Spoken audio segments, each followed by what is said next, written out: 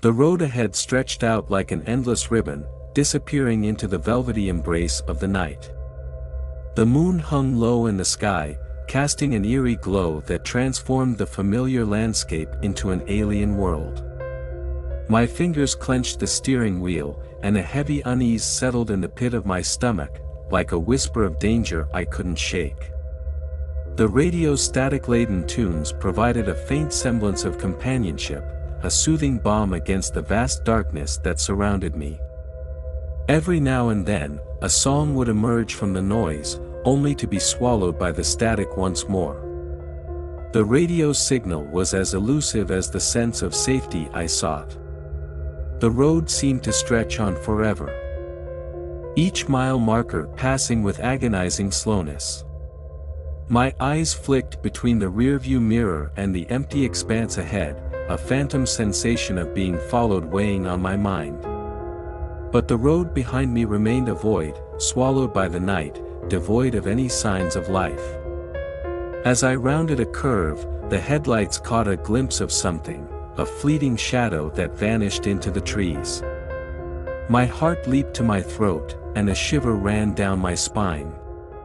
I convinced myself it was a trick of the light, a figment of my imagination.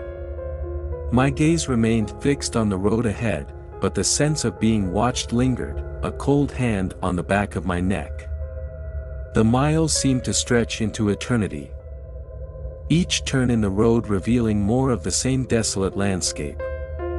My mind played tricks on me, conjuring shapes and figures in the shadows at the edge of my vision. I blinked, and the roadside trees seemed to sway with a sinister purpose, their branches reaching out like fingers. A sudden gust of wind rustled the trees, and I couldn't help but glance in the rearview mirror again. My heart skipped a beat. Was that another set of headlights? But when I looked back, the road was once again empty, as if the apparition had never been. My grip on the steering wheel tightened as I fought to shake off the growing unease. It was just my imagination, I told myself, playing tricks in the lonely hours of the night. The radio crackled, a voice cutting through the static like a distant cry. "Turn back," it whispered, the words chilling my blood. Turn back before it's too late, but there was no turning back now. The road had become a labyrinth, its twists and turns ensnaring me in a nightmarish game. Each curve seemed to lead me deeper into the unknown, a world where reality blurred and warped like a mirage. And then, out of the corner of my eye, I saw it, a figure standing by the side of the road. My heart slammed against my ribcage.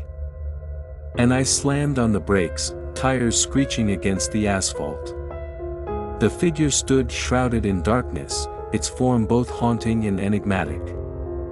Fear and curiosity warred within me as I rolled down the window, the cold night air rushing in. "Are you okay?" I called, my voice trembling despite my attempts to sound steady. She turned towards me, her face obscured by shadows, her eyes gleaming like twin stars in the night sky. "I've been waiting for you," she said, her voice a haunting melody that sent shivers down my spine. Dread settled in my chest like a heavy weight, and without thinking, I hit the gas, tires spinning against the pavement. The road seemed to stretch and twist. An endless labyrinth that refused to release me from its grasp. I glanced at the clock, the minutes dragged on like hours, time bending and warping in the night's embrace. Shapes danced at the periphery of my vision, and shadows seemed to take on forms that were both familiar and otherworldly. The road pulsated with a life of its own, a rhythmic heartbeat that seemed to sync with my own frantic pulse. The radio's static grew louder, the sound like a symphony of chaos. In the distance, a solitary gas station emerged, a flicker of light in the suffocating darkness. Relief washed over me as I pulled into the lot, the engine sputtering to a halt. But as I stepped out of the car, a sense of dread settled in my chest. The gas station was a crumbling relic, its windows shattered, its walls covered in graffiti. The air was thick with an oppressive silence, broken only by the rustling of leaves in the wind. It was as if time had stood still here, frozen in a moment of decay. I hurried to the entrance, my footsteps echoing in the stillness. The door creaked open, revealing a dim interior illuminated by a single flickering light. A figure stood behind the counter. Its back turned to me. "Hello," I called, my voice trembling as it hung in the air. The figure turned slowly, and I felt my blood run cold. It was her, the woman from the roadside, her eyes gleaming in the dim light. "You can't escape," she whispered, her voice a haunting echo that seemed to come from all directions. I stumbled back, my heart pounding in my chest. I turned and bolted for the door, the echo of her words reverberating in my mind. As I burst back outside, the world around me seemed to warp and shift, the gas station fading into the darkness as if it had never existed. The road stretched out before me once more, its desolate embrace never ending.